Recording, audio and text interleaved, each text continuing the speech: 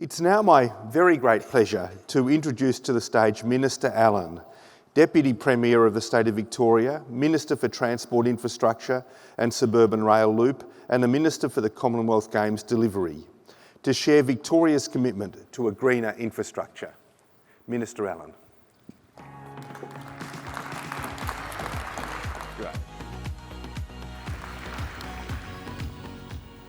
Well, good morning. It's great to be here this morning. Thanks, Tim, for your welcome introduction and seeing us through the program today. And can I also start by acknowledging the traditional owners of the land on which we're meeting and pay my respects to elders past, present and emerging. And speaking of leaders, it's great to look around the room today and see so many leaders and experts from across our infrastructure sector, but also the circular economy sector, coming together to join forces, because I think we all really do understand that we have not just a responsibility, but also an accountability to work together to achieve those outcomes of a circular economy, reducing waste and taking real climate action. And I want to at the outset start by thanking and acknowledging Allan. I know you've already heard from Allan today and the ecologiQ team, because they have really driven this agenda over the last few years within government. Today is a very visible culmination of their efforts, but it's not the end at all. There's so much more that we need to do, and I want to thank all of you also for your attendance and commitment today to working with us. Now, I know many of you in the room are already involved in working with the government and working with our agencies on helping us to deliver our transport infrastructure program through the big build. So I'm not going to spend too much time on the scope of projects and why we are investing in these projects. You all see that as you travel around our city and the state. But what I wanted to focus on today is what's important, is as important as why we build these projects is how we build these projects, because certainly that big investment isn't just transforming our transport network and providing a pipeline of tens of thousands of jobs for Victorians. But we also want to take action to use this investment, to drive this investment and bring multiple benefits to the Victorian community, and understand that it can be used in a way to support other policy objectives across government, whether that's in the area of social procurement, providing work and employment and training opportunities for disadvantaged groups. And a terrific example of this is the really strong outcomes we've been able to achieve to increase Indigenous employment across our program, driving economic recovery in this post-COVID pandemic environment, increasing gender diversity in the construction and transport sector, and of course the reason why we are here today, looking at how we can use it as a step change to increase the use of recycled materials in our projects. And before I go into a bit more of the details about recycled first and what we're doing in this space, I did just want to step back one step further and address the broader policy landscape that we're operating in here in Victoria, because for a number of years now,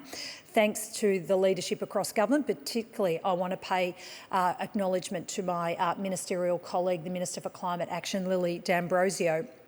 We have worked hard over a number of years now to put in place a whole of government approach that places climate action not just in the Environment Department or the Climate Action Department, but in every department, in every portfolio area of government. And way back in 2017, we were one of the first jurisdictions in the world to legislate a net zero target.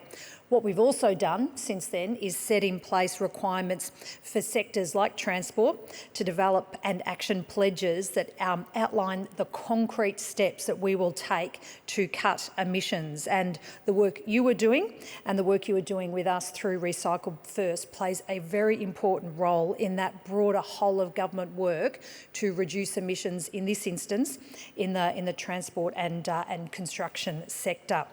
Now, as Allan has already pointed out, The challenges we face globally regarding waste cannot be overstated. And whilst we do have this record investment in transport infrastructure that's created a platform to introduce an ambitious and first-of-its-kind approach to using recycled and reused materials, and many of you have contributed to the progress we've seen over the past 2 years since Recycled First was introduced.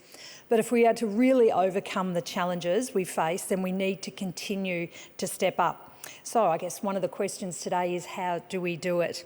And I want to outline today to you some of the key areas that I think underpin the opportunity we have here in Victoria in terms of demand that's created by an unprecedented investment in projects, in policy settings, and the ability to develop and implement a world-leading recycled first policy supported by drivers to ensure that the policy isn't just talked about, but it's implemented, and collaboration, the flow-on economic, environmental and social benefits that are providing confidence in our supply chain and also connecting all stakeholders behind this one goal.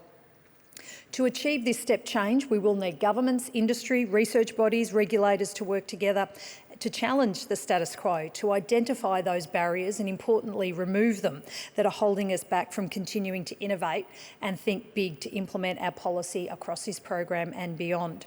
So let's start with demand. The big build, as I've said, is creating an environment where demand for materials has reached levels that encourages suppliers and manufacturers of recycled products confidence to find innovative solutions. If all the opportunities were taken up, Victoria's big build has the potential to utilise almost 11 million tonnes of recycled and reused materials over the next 5 years. And even at the current utilisation rates, the potential impact is significant. Almost 7.5 million tonnes of recycled and reused materials could be used over the next 5 years.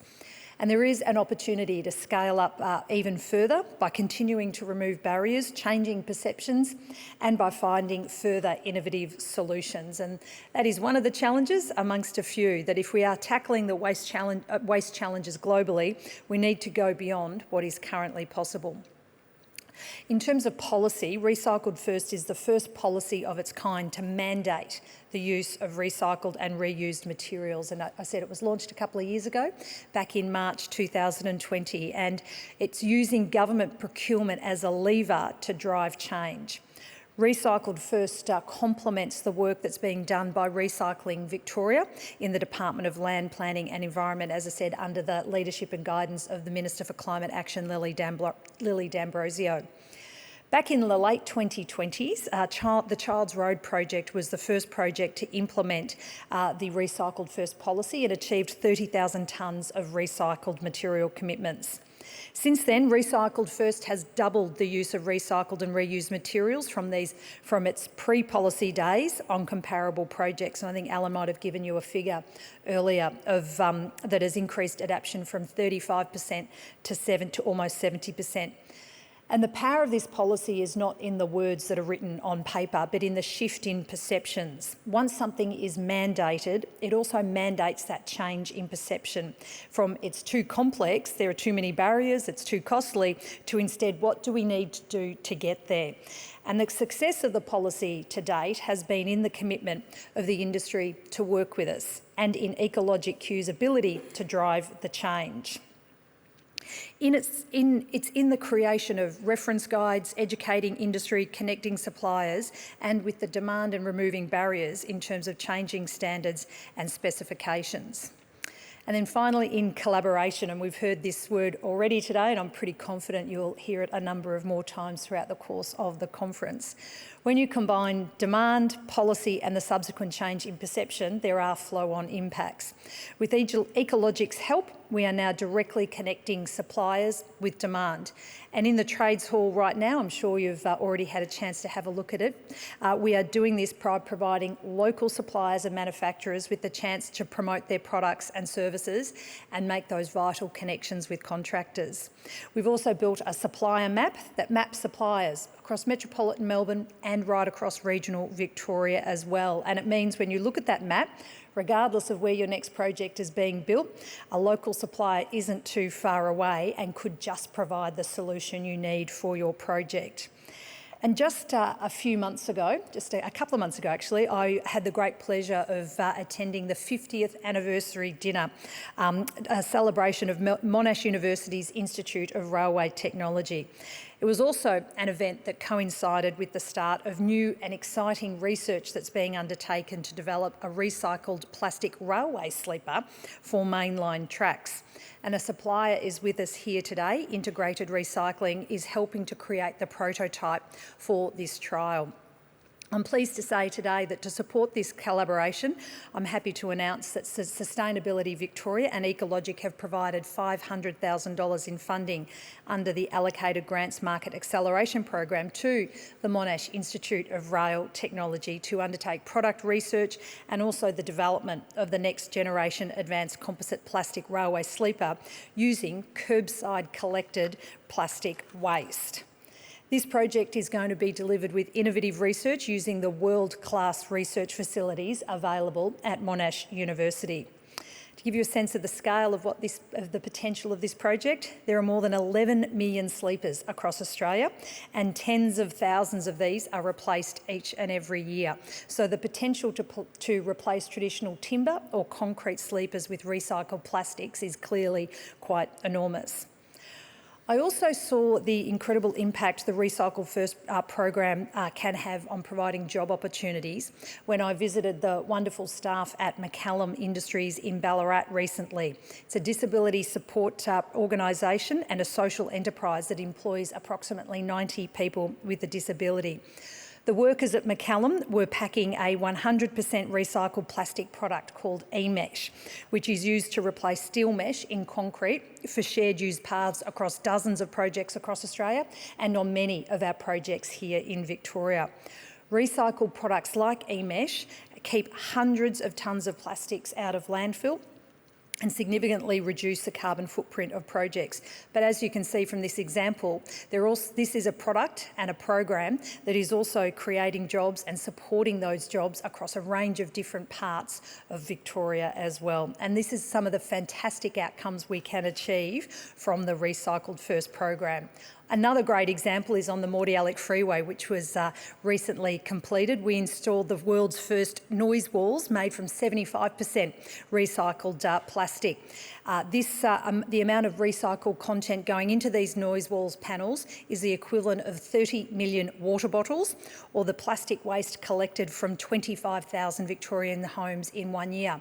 And again, to give you another example of the double benefit you get from a program like this, these noise walls were locally produced in Carrum Downs, just down the road a little bit from the Ministerial freeway by Pact Group, again helping to support and create local jobs. So before I finish up this morning, I did really want to thank all of you for coming and helping to work with us to shape the future. If we are to accelerate change, not just make the change, but to accelerate that change, we all do need to play our part. And the Andrews Labor government will continue to drive the policy, address the barriers and support the adaptation of innovative products. For our contractors and designers, we need you to continue to push beyond the mandated levels, continue to push the boundaries and in turn probably push us along the way as well. We also need our researchers and suppliers to continue to come together to create and test, and we need industry bodies to support education and adoption. And also too, I know there's local government representatives here today. We look forward to working with you as well to help turn the waste in local communities into widespread uses beyond the big build. As I said before, we've heard the word collaboration a number of times together. So in finishing, thank you for your collaboration, for your partnership.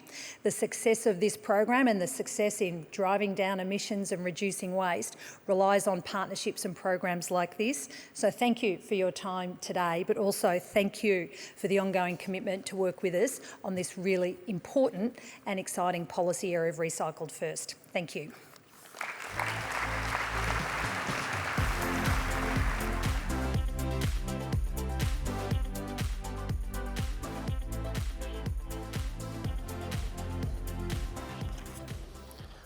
Well, thank you, Minister Allan, for your time this morning. It's been really valuable for us to hear from the state government. And I must say, spending time last night in the various booths in the trade hall, you can see how far ahead Victoria is of many of its competitors. And that's in no small part due to government policy and action, as Minister Allan has outlined for us this morning.